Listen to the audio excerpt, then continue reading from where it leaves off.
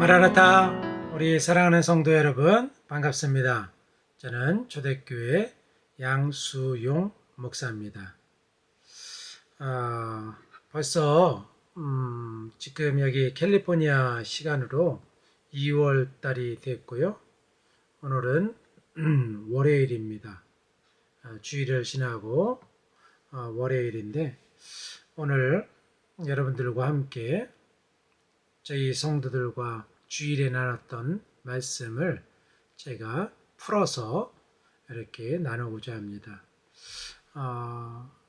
이 말씀을 풀어서 나누는 것은 또 설교를 하고 강단에서 선포한 말씀, 그것을 또 은혜를 받는 성도들 있지만, 또 이렇게 편안하게 풀어서 얘기할 때 여러분들이 주변에서 이야기하는 것과 같이, 누구하고 대화하는 것 같이 그렇게 편안한 마음으로 말씀을 받는 그런 시간이 되기를 원하는 마음으로 이 시간을 준비한 것입니다. 오늘 제가 나눌 말씀은 반드시 응답받는 믿음의 4가지 단계에 대해서 말씀을 나누고자 합니다.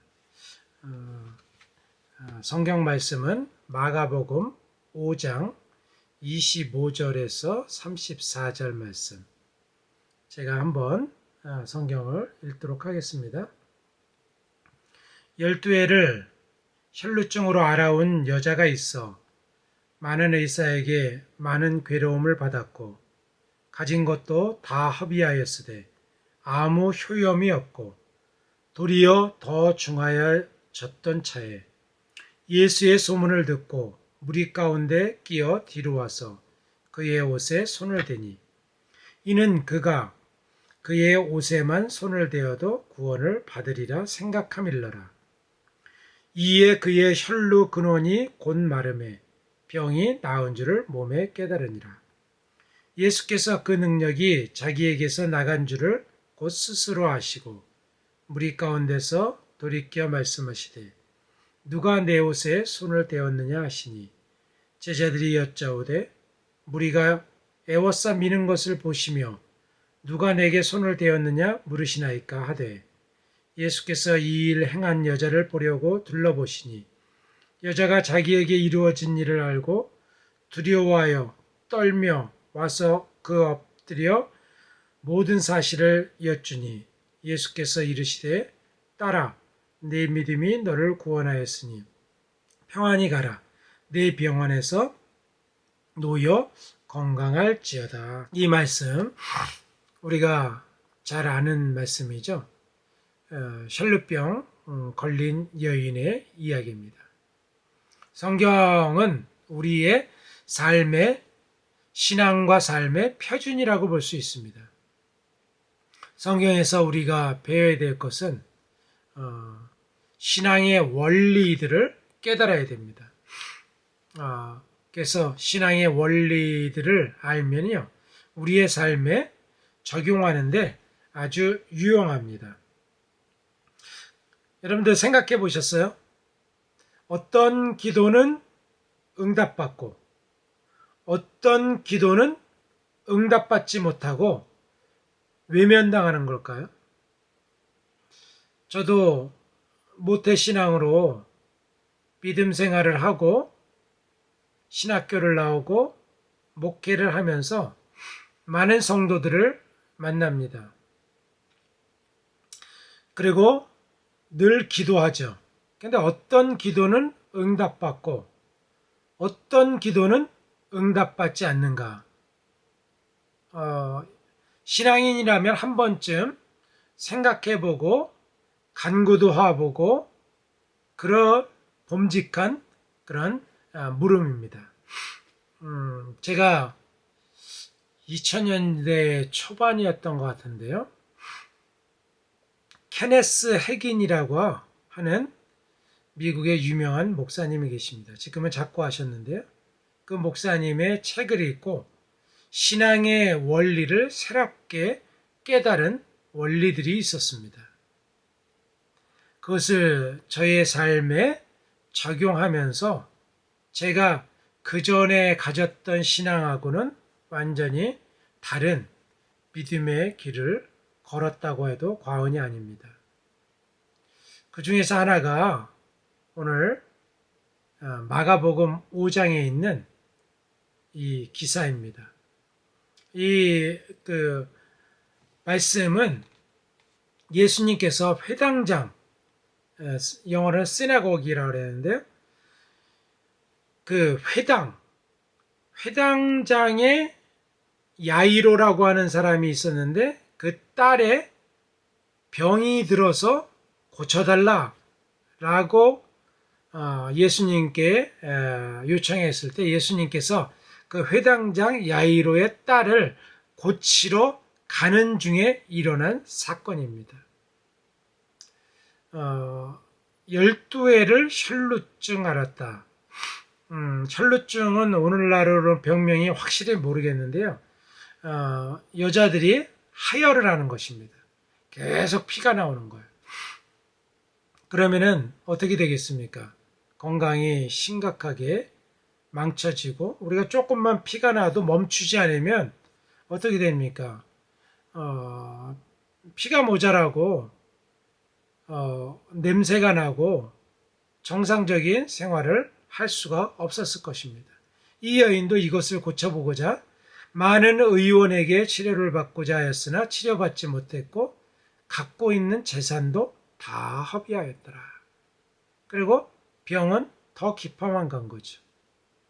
이 여인에게는 소망이 없는 상황이 느껴집니다. 사람들과 온전한 관계도 할 수 없었을 것이고요. 경제적으로 파탄났고 몸이 다 망가졌고 그리고 자기에게 남겨진 것이라고는 아무것도 없는 진짜 영적으로 육적으로 파산한 그런 여인의 삶을 우리가 볼 수가 있는 것입니다. 이 여인은 어떻게 됐는지 희망이 생겼습니다. 예수님에 대한 소문을 들었어요. 예수님이 안진뱅이를 소경을 고쳤다더라 라고 하는 것을 듣고 이 여인에게 한 가닥 희망이 생기고 한 줄기 빛이 들어온 것입니다. 이 여인이 어떻게 생각했느냐? 참 그 믿음이 대단합니다. 내가 그의 옷에만 손을 대어도 구원을 받으리라 라고 생각한 거예요. 여러분 성경의 기사 중에서 예수님이 고친 사람 중에서 옷에만 손을 대어도 고침을 입었다 라고 하는 기사는 이 여인이 유일합니다. 이 여인은 예수님이 고쳤다는 기사를 들었지만 이적의 소문을 들었지만 이 여인이 의대한 건 옷가에 예수님의 옷 깃만 잡아도 나의 병이 치료될 것이다 라고 하는 믿음을 가졌다는 것입니다. 그 여인은 실제로 군중들 속에 들어가서 예수님의 옷가, 이거는 옷단술이죠. 정확하게 말하면 유대인들이 하는 옷단술, 찌찌뜨라고 하는데요. 그것을 잡은 것입니다. 레위기서나 출애굽기에 보면은 그 옷단술을 만드는 방법도 유대인들에게 자세히 가르쳐 줬습니다. 뭐 홍색, 자색, 흰색 실을 엮어서 이렇게 7번 적고 하는 것이 자세히 나오는데 그게 뭐냐면 유대인들이 지금 여기 로스앤젤레스 근처에도 유대인들이 있는데요. 지금도 그렇게 하고 다니고 있습니다. 옷단술을 만들어요. 찌찌뜨. 유대인들은 지금도 그게 왜 무슨 의미인지 잘 모릅니다. 그렇게 전통적으로 하고 있는 거예요. 근데 이 여인은 믿음이 있었다는 거죠. 그 옷단술을 잡은 거죠. 그리고 그러자 혈루의 근원이 말랐고 병이 나은 것을 여인이 깨달았습니다. 그래서 예수님께서 뭐라 하냐면 누가 내 옷에 손을 대었느냐 라고 하시면서 예수님께서 이 여인이 치료받았다는 것을 확증해 주셨습니다. 이 원리를 저는 혈류병 걸린 여인의 치유된 이 기사에서 응답받는 기도의 비밀 4가지를 말씀해 주고 있는 것을 발견했습니다. 저는 이게 처음에 케네스 해김 목사님의 책을 통하여서 이 원리를 깨달았는데 삶에 지금으로부터 20몇 년간이죠. 적용해 왔는데 이 원리는 정말 놀랍다. 그리고 응답받는데 이 믿음, 이 4가지 단계가 저희에게 삶에서 깊은 영향을 주었습니다. 이 원리를 성도들에게도 여러 번 나눴고요. 제가 가는 데마다 이것을 나눕니다. 왜냐하면 너무나도 귀한 것이기 때문에. 그리고 이 말씀이 우리들에게 임하여서 우리 모두가 응답받는 기도의 사람들이 되었으면 좋겠습니다. 첫 번째는 원리는 1단계는 말하라, say it.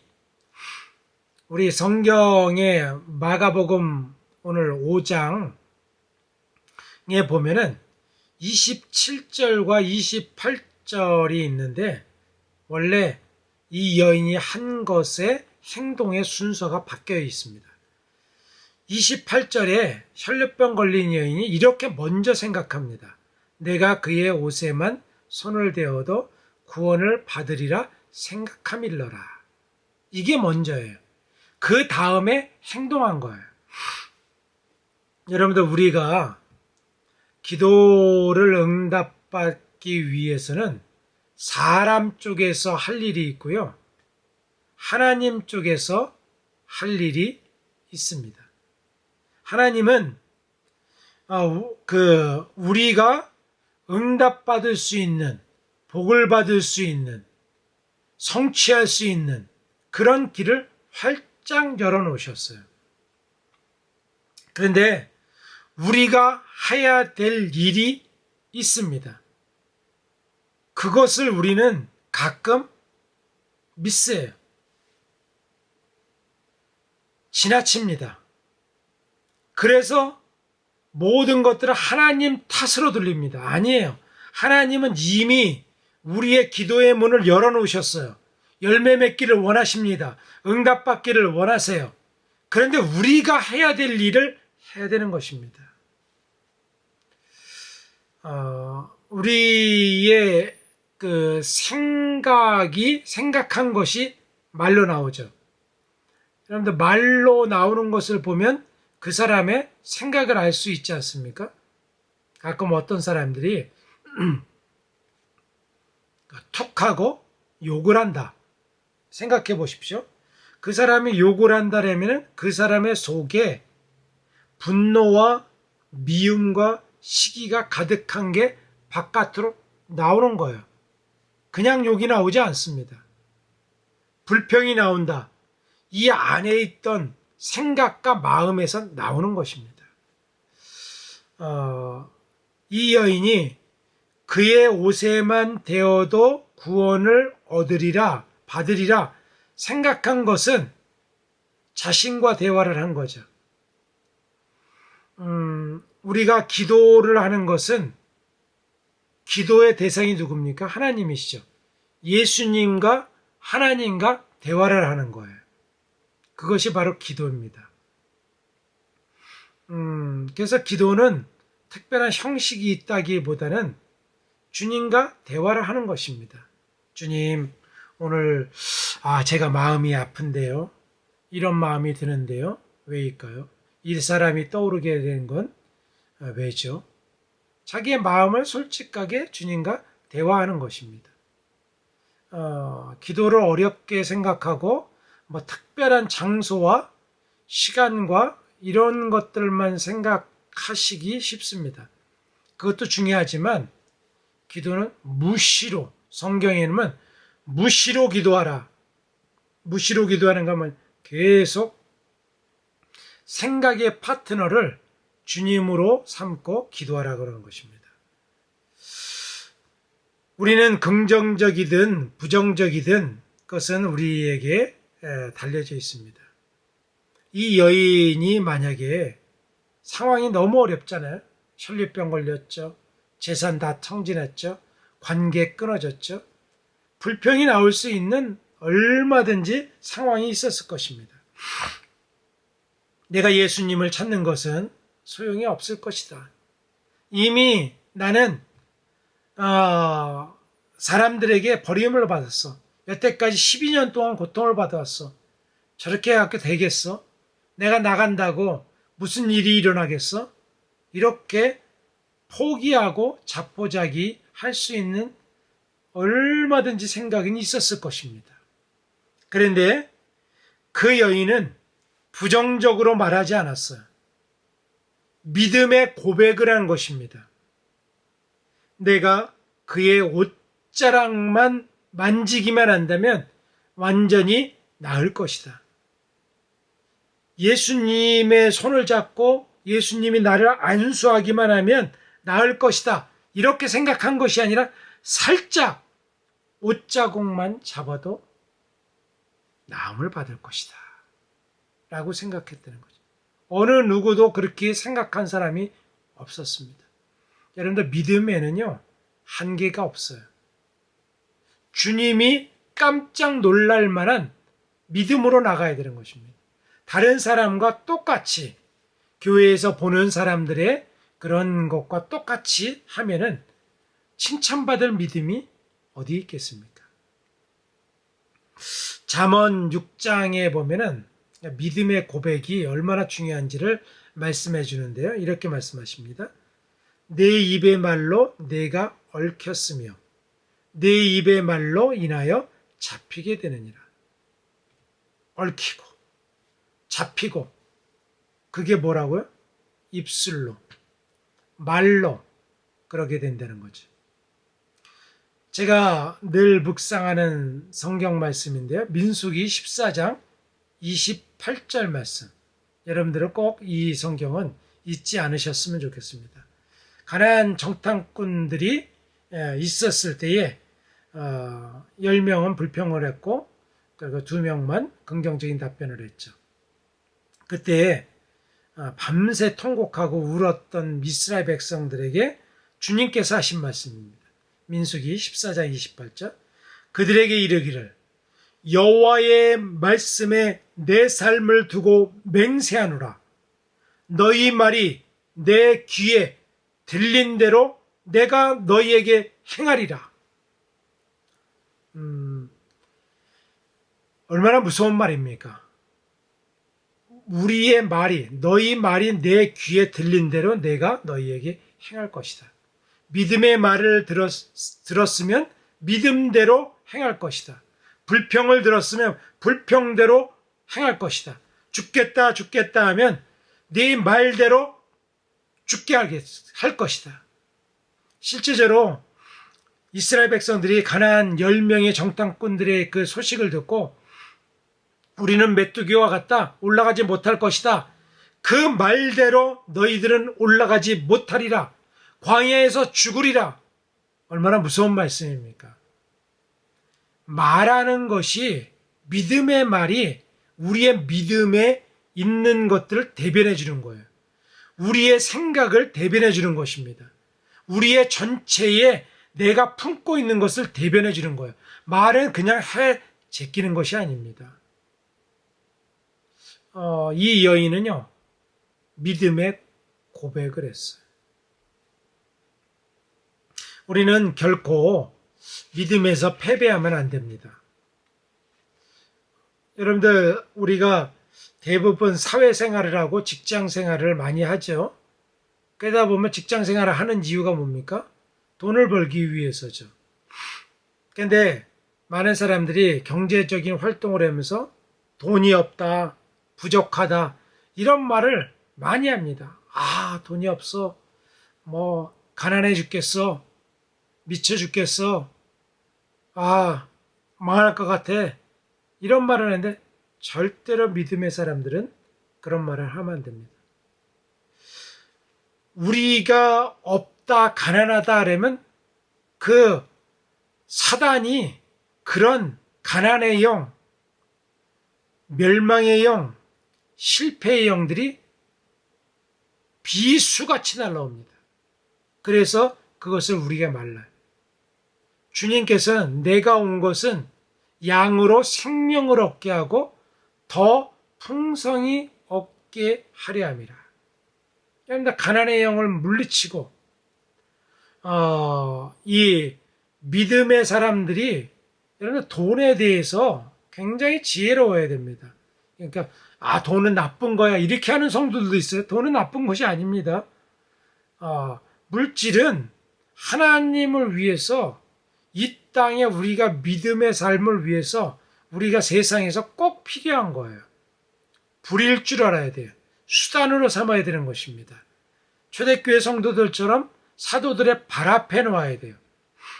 근데 입술로 우리가 풍성함을 업신여기면 안 됩니다.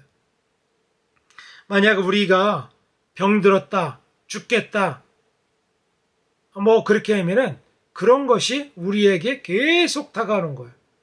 믿음의 사람들이 왜 병을 그냥 놔둡니까? 병을 물리쳐야 돼요. 그리고 주님께서 치유하신다라고 하는 말씀을 자주 해야 되는 것입니다. 우리가 믿음의 치유는 입술로 치유하는 거예요.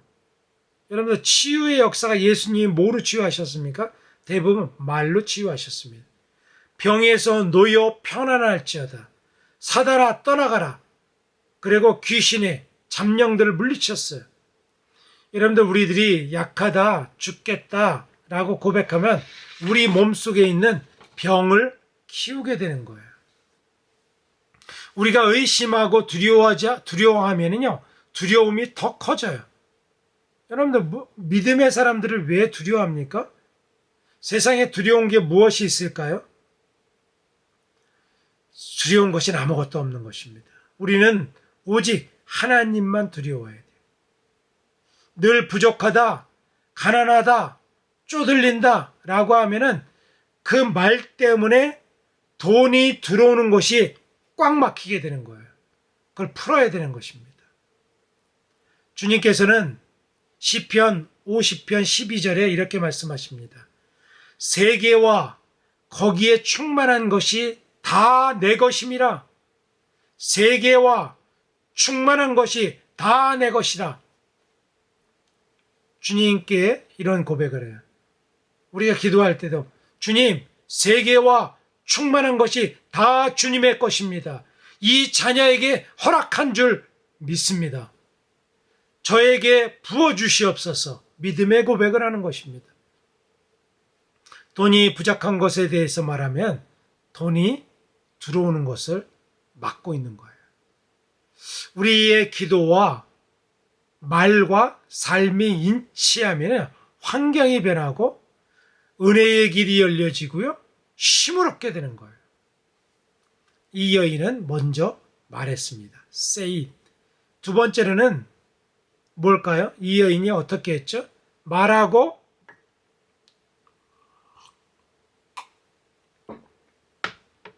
멈추지 않았습니다. 행동을 했어요. 27절 있죠? 예수의 소문을 듣고 무리 가운데 끼어 뒤로 와서 그의 옷에 손을 대니 그의 옷단수를 잡은 거죠. 찌찌띠를 잡은 거예요. 여러분들 믿음이라고 하는 것은 생각이 아닙니다. 관상적이로 형이상학적인 것이 아닙니다. 믿음은요, 행동 언어예요. 내가 믿음이 있다라고 하면 생각만 한 것이 아닙니다. 여러분들 그렇게 생각하면 절대로 안 됩니다. 믿음은 동사다. 믿음은 행동이다. 라고 하는 것을 꼭 생각하셔야 됩니다. 그래서 로마서에서는 믿음은 믿어 순종이다. 라고 하는 말과 한 단어예요. 믿음은 믿어 순종입니다. 만약 순종으로 행함으로 드러나지 않으면 그 믿음은요, 아무것도 아니에요. 가짜 믿음입니다. 진짜 믿음 아니에요. 참 믿음 아닙니다. 이단들이나 거짓 선지자들은 어떤 말로 평가합니까? 그들의 이단과 거짓 선지자들 이런 것들을 외모로 평가합니까? 그들의 말로 평가합니까? 그들의 열매로 평가합니다. 행함으로 평가를 하는 것입니다. 여러분들 그것은 잘 몰라요.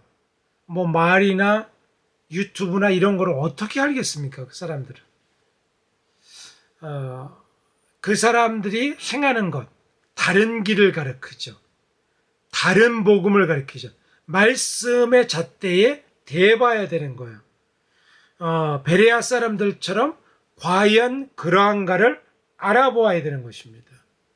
그냥 무턱대고 그것이 그럴 것이다 라고 생각하고 뭐 영상이나 그런 설교 말씀이나 이런 것을 듣고 판단하면 안 됩니다. 그래서 성경에 보면 자세히 알아보고 판단하라 하잖아요. 분별하라 하잖아요. 자세히 알아보고 하는 것입니다. 여러분들 우리가 판단하는 것과 분별하는 것은 엄연히 차이가 있어요. 성경은 판단하지 말라 그랬죠. 누가 누구를 판단하느냐, 정죄하는 것, 이런 것들. 그런데 여러분들 분별은 다릅니다. 분별은 말씀에 있는 것 같고 잣대를 대는 거예요. 여러분 분별하지 않으면 어떻게 이단을 알겠습니까? 거짓 선지자들을 어떻게 알겠어요? 분별해야 되느냐? 말씀의 잣대를 대려는 것입니다. 아, 이거는 잘못됐구나. 이렇게 하는 것은 성경적이지 않아. 성경의 사도들이나 제자들은 이렇게 하지 않았어. 이런 것은 참이 아니야. 여러분 속으면 안 돼요. 여러분 이단들 뭐 신천지가 한국에 몇 만이라든가 뭐 30만이라든가 40만 한 교단만큼 있는 것입니다. 그 사람들이 미련에서 빠진 것입니까? 그 사람들 똑똑한 사람들이에요. 대학 나온 사람들입니다. 명문대 나온 사람도 있어요. 교수들도 있습니다. 전문 직종에 있습니다. 여러분 미련에서 빠진 것이 아닙니다. 말씀으로 분별하지 못하기 때문에 그래요. 여러분 홀릭되는 것은요. 하나님은요. 중독되게 하지 않습니다. 그런데요. 거짓된 것 보세요. 사단은 중독되게 만듭니다. 여러분 우리가 믿음에 중독된 사람이 있나요? 말씀에 중독된 사람이 있나요? 아니죠. 근데 이단이나 뭐 점치는 영이나 어떤 것들을 보면요. 계속 중독을 시켜요. 다른 걸 못하게 합니다. 계속 그것만 찾게 해요. 하나님께 나가는 걸 방해해요. 말씀을 온전히 받지 않습니다. 말씀과 기도에 씨름하지 않아요. 목숨 걸지 않습니다. 다른 걸 의지해요. 그게 뭐냐면 다른 다른 복음이에요. 예, 행하는 것은 성경에 보니까 크게 두 가지를 보는 것입니다. 하나는 뭐냐면 이단들을 보면 알아요. 거짓 선지자들을 보면 압니다. 첫 번째는 물질 관계입니다. 돈에 대해서 깨끗하느냐. 여러분들 이단들이나 거짓 선지자들 보시면 꼭 물질이 연관되어 있습니다. 희한하죠? 여러분 꼭 물질을 보십시오. 헌금을 강요한다든가 돈의 사용처가 불분명하다든가 가족끼리 나눠서 모든 것들을 한다든가 깨름직해요. 두 번째로는요. 도덕적으로 앞뒤가 맞지 않는 것을 분별해야 돼요. 여러분 앞에서는 얼마든지 입에 발린 말, 거룩한 말 할 수가 있습니다. 근데 뒤에서 자기가 그렇게 하느냐라고 하는 거죠. 자기의 치부는 숨기고 앞뒤가 맞지 않는 것, 이런 것들을 보면요. 그것이 바로 굽게 하는 거예요. 행동이 굽어진 것입니다. 거짓된 거예요. 다른 불이에요. 다른 복음을 전하는 것입니다. 그렇게 하면 어떻게 돼요? 떠나야죠. 그것에 머물러 있으면 안 됩니다. 이단에 있으면 안 돼요. 나와야 되는 것입니다. 지금 즉시 나와야 되는 거예요. 우리의 행동이 우리를 패배하기도 하고요. 우리를 성공시키기도 합니다. 행동에 의해서 하나님이 원하시는 것을 받을 수도 있고요. 받지 못할 수도 있어요. 이 여인은 행동했어요. 여러분들 주일날 목사님으로부터 말씀을 들었죠? 그렇지만 그런 것이 은혜를 받았습니까? 행동을 했습니까? 순종을 했어요? 순종을 해야 되는 것입니다. 그래야지 온전한 믿음이에요. 많은 사람들이 듣기는 듣는데 행하지 않아요. 반쪽짜리 죽은 믿음을 갖고 있는 것이 응답이 안 되는 거야. 응답받는 것은 뭐냐면 두 번째 행하는 것입니다. 말하고 행하는 거예요. 세 번째는 받으라라고 하는 거예요. receive it. 29절에 이 혈루병 걸린 여인이요. 어떻게 했냐면 이에 그의 혈루 근원이 곧 마름에 병이 나은 줄을 몸에 깨달으니라 라고 했죠. 영어로 읽어드리면 she felt in her body. 느꼈다는 거예요. 받아들였다는 것입니다. 이 여인은 치유를 받고 온몸으로 그 치유를 느꼈습니다. 받아들였어요. 우리는 먼저 말하고 행동해야 됩니다. 그 다음에는 온몸으로 치유를 받아들여야 돼요. 많은 사람들이 주님이 행하신 많은 것들을 받아들이지 못합니다. 어떤 거는 받고 어떤 거는 받고. 여러분들 성경에 있는 말씀이 모두가 진리입니다. 성경에 있는 말씀을 모두가 받아들여야 돼요. 어떤 말씀은 받고 어떤 말씀은 안 받아. 제한을 두면 안 됩니다. 주님은 제한받지 않으시는 하나님. 확신 있게 받아들인다고 하는 것은 매우 중요한 것입니다. 어떤 사람들은 주님이 행하신 능력을 하찮게 생각하는 사람들이 있습니다. 에이, 다른 사람도 다 받는 거 뭐. 은사를 받았어요? 근데 그거를 하찮게 여기면 안 됩니다. 주님으로부터 오는 것은 다 귀한 것입니다. 별 볼 일 없는 거라고 생각하는데 주님이 기뻐하시겠습니까? 주님이 주신 것은 다 소중한 거예요. 주님이 주신 자유와 기쁨, 회복과 능력, 치유 이런 것들을 온전히 받아들여야 됩니다. 많은 사람들이 이 주님이 주신 것을 받아들이지 못하고 조금 지나면 잊어버리거나 그리고 아무 소용이 없는 것으로 치부하거나 라고 합니다. 그것을 계속 간직해야 되죠. 그리고 그것을 우리가 받아들여야 되는 것입니다. 성경에 보면은 삭개오라고 하는 인물이 있죠. 돌 무화과 나무에 올라가서 예수님을 보았던 사람. 성지순례를 가면요. 삭개오의 뽕나무라고 있습니다. 저도 성지순례 할 때 봤는데요. 가이드가 이렇게 얘기해요. 이게 삭개오의 뽕나무입니다. 진짜 삭개오가 올라간 나무가 아니겠지만 그런 돌 무화과 나무거든요. 뽕나무는 아닙니다. 그것에 올라간 그런 아주 나지막하고 굵고 좀 약간 울퉁불퉁 어글리하게 생겼습니다. 그러면서 그것을 왜 그랬냐면 이 삭개오가 그 돌 무화과 나무를 보면서 늘 그 주변을 돌면서 눈물을 흘렸다는 거지. 주님을 만난 장소. 예수님께서 삭개오야 내려오라 라고 했던. 또 그 유럽이나 그 해외를 여행하다 보면 성당 위에 십자가 위에 닭이 그려져 있는 닭의 형상이 이렇게 달려 있는 것을 볼 수가 있습니다. 저는 왜 저 십자가 위에 닭이 달려 있을까 했더니 주로 성당에 있는데요. 그게 베드로의 닭입니다. 베드로가 3번 부인했고 닭이 3번 울었잖아요. 근데 그때에 새벽이 전설에 의하면 베드로는요, 닭이 울 때마다 일어나서 울면서 회개했다 그래요. 이게 뭐냐면 은혜를 간직하는 것입니다. 받는 거예요. 여러분들 하나님의 은혜를 받은 것이 있죠?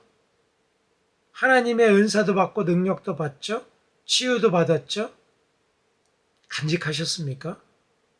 간직하고 그것을 감격해 하는 거예요. 주님께 날마다 은혜를 드려. 여러분들 은혜를 받은 것 중에서 가장 귀한 건 무엇일까요? 우리가 구원받았다는 거 아닙니까? 예수님을 믿었다는 게 아니에요. 그것을 품고 있을 때 30배, 60배, 100배의 결실을 맺는 거예요. 이것을 이 여인은 받은 것이죠. 주님이 임해도 받을 그릇이 아니면 그것이 튕겨져 나가요. 이 여인은 행한 것을 알았습니다. 몸에 느꼈어요. 그리고 그것을 받아들였습니다. 아멘으로 받아들인 거예요. 치유를 받았죠. 이것이 믿음의 그릇을 준비하는 것입니다. 여러분들 물이 있을 때 그릇이 요만하면 요만큼만 물이 들어오는 거죠. 근데 이것이 만약에 여기 큰 그릇이 있네요. 여기 보면 이거보다 크죠? 비슷한가요? 이게 있으면 이만큼 채워지는 것입니다. 언제든지 믿음의 그릇은 하늘로 큰 그릇으로 열려놓아야 되는 거예요. 이게 받는 거예요. receive it. 말하고 행동하고 받고, 마지막에는 뭐냐면 이 여인이 한 행동은 뭐냐면 마가복음 5장 33절, 여자가 자기에게 이루어진 일을 알고 두려워하여 떨며 와서 그 앞에 엎드려 모든 사실을 여쭈니. 메시지 성경에서는 이렇게 얘기합니다. 여자는 그분 앞에 무릎을 꿇고 자초지종을 이야기했다라고 말씀하십니다. 주님이 행하신 일들을 전했다는 것입니다. 증언했다는 것입니다.